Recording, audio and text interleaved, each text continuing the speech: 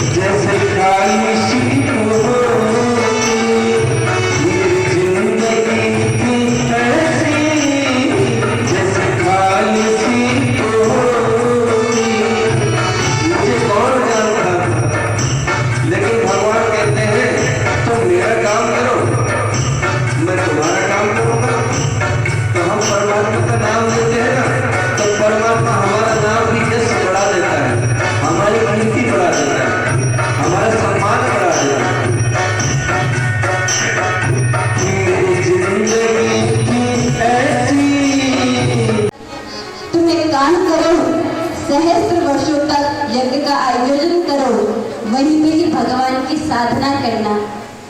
ऋषियों ने एक बहुत अच्छा प्रश्न पूछा, ब्रह्मदेव आप हमको बताइए साधन क्या है, साधक कौन है, साधना क्या होती है। ब्रह्मा जी ने बोला हमारा लक्ष्य, हमारा साध्य है शिव पद की प्राप्ति, भगवान के चरणों में अनुराग ही हमारा लक्ष्य है, सेवा हमारा साधन है। अब वो सेवा आप कैसे करते हैं वो आप जानते हैं।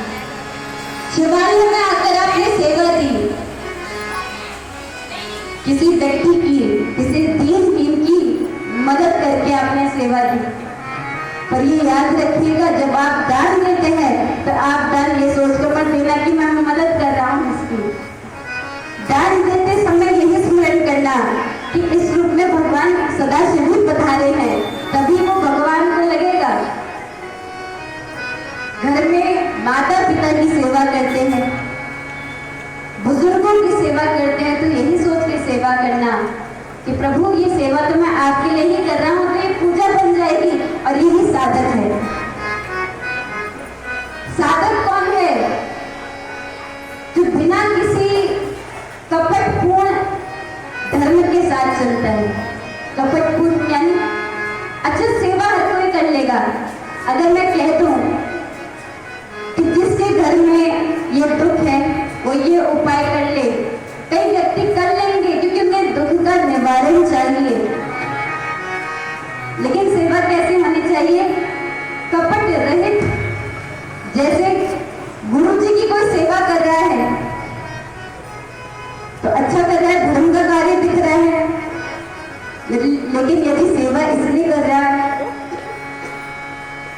कि गुरु जी तो कुछ समय के मेहमान हैं, इनके बारे में मुझे, उसकी कृपा ना हो तो व्यक्ति बोल नहीं सकता, उसकी कृपा ना हो तो व्यक्ति चल नहीं सकता। वो चाहे तो गधे को बादशाह कर दे और बादशाह को गधा कर दे, गधाने और बढ़ाने में उसका इशारा काफी है। तो शिव महापुराणी इतने सहस्त्र वर्ष हो गए पर मुझे आदि नहीं मिला, तुम मेरा एक काम करो, मैं लोक पितामह ब्रह्मा हूँ, अगले जन्म में तुम्हें क्या से क्या बना दूंगा, तुम मेरे लिए एक काम करना, मैं विष्णु जी को बोलूंगा कि मैंने आदि खोज लिया, तुम बस उनके सामने मेरा समर्थन कर देना कि ब्रह्मा जी ने आदि देख लिया, मैं साक्षी हूँ, साक्षी बन जाना। अब लालच में भला कोई क्या ना करे, लालच दे दिया तो केतकी का पुष्प राजी हो गया। उस केतकी के पुष्प को लेकर ब्रह्मा जी नीचे आए, विष्णु जी को बोला विष्णु जी मिल गया आपको अंत? विष्णु भगवान ने बोला मुझे अंत नहीं मिला। अच्छा आपको आदि मिल गया? बोले हाँ मैं इस स्तंभ का आदि देखकर आया हूँ। विष्णु भगवान ने बोला साक्षी मैं कैसे विश्वास करूं? ब्रह्मा जी ने बोला ये पुष्प है केतकी का, इससे पूछ लो। केतकी के पुष्प ने बोला कि ब्रह्मा जी सत्य कह रहे हैं, वो इसका आदि देख कर आए हैं। और इतना ही झूठ कहना था, विष्णु आदर ही करता रहेगा, अपमान ही करता रहेगा, इसलिए आज ब्रह्मा जी को दंड देना बहुत आवश्यक है। भगवान ने कहा ब्रह्मा तुमने अपने आप को बड़ा सिद्ध करने के चक्कर में ये प्रपंच रखा, झूठ कहा, अपनी पूजा करवाने के चक्कर में झूठ कहा, मैं श्राप देता हूँ पूरे विश्व में तुम्हारी पूजा कहीं नहीं की जाएगी, तुम्हारी कोई मूर्ति नहीं होगी। ब्रह्मा जी ने क्षमा मांगी, भोले बाबा ने बोला एक मंदिर होगा पुष्कर में, वहीं तो ही तुम्हारी पूजा आराधना की जाएगी, उसके अलावा कोई मंदिर नहीं होगा।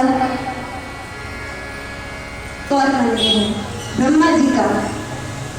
आशुतरा धाम राजस्थान, यदि आप कभी गए हो, एक बाबा थे खेताराम, उन्होंने ब्राह्मणों के लिए, ब्राह्मणों के कल्याण के लिए ब्रह्मा जी की मंदिर की स्थापना कराई।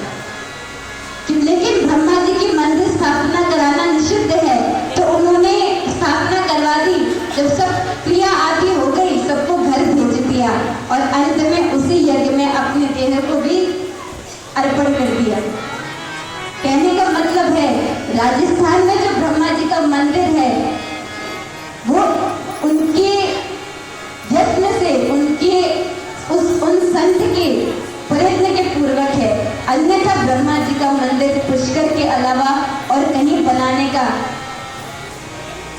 आदेश ही नहीं दिया गया। जब ब्रह्मा जी ने ज्यादा क्षमा मांगी तब भोले बाबा ने बोला, ब्रह्मा आप चिंता मत करो, जो यज्ञादि कर्म होंगे उसमें आपकी विशेष महत्व होगा। यज्ञ के समय ब्रह्मा बनाए जाते हैं, यज्ञ में आपका महत्व होगा। वो केतकी का पुष्प था, उसको कहा, हे केतकी तू मेरा प्रिय था, अरे तुझे मैंने अपने जटाओं में धारण किया था, झूठ बोलने से पहले कुछ तो सोचता, तूने कुछ नहीं विचार किया। मैं श्राप देता हूँ, आज के बाद मुझ पर कोई केतकी नहीं चढ़ाएगा, मैं तुझे कभी स्वीकार नहीं करूंगा। केतकी रोने लगा, अरे प्रभु माना कि मैं पापी हूँ, जो मेरा दिन है वो भी तुम्हारे नाम से ही जाना जाएगा, सोमवार। सोम यानी चंद्रमा, और मुझे ये दिन अत्यंत प्रिय होगा। जो इस दिन मेरी पूजन करेगा, इस दिन मेरी भक्ति करेगा, उसको मैं रोग से मुक्त करूंगा, उसकी सभी कामनाएं उसको पूर्ण हो जाएगी। इससे प्रतिदिन पूजन शुरू कर दिया। नियमित रूप से 1008 कमलों को वो शिव जी पर अर्पित कर दी। भगवान शंकर को कमल बहुत प्रिय है ना। कमल किसका रूप दर्शाते हैं? नारायण का, जिनके नवकंठ लोचनकंठ मधुकर, तो भगवान भोलेनाथ को कमल बहुत प्रिय है। 1008 कमल की फूलों को देवी जी भोले बाबा में अर्पित करती, तो आज भोले बाबा ने 2 चुरा लिया, परीक्षा ले ली, उसमें से 2 कमल के फूलों को हटा दिया। अब कई लोग कहते हैं कि हमारे कन्हैया ही चोर है।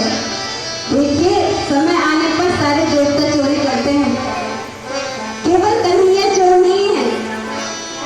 ब्रज में तो बड़ी प्रसिद्ध कहावत है ठाकुर जी को लेकर, विष्णु महापुराण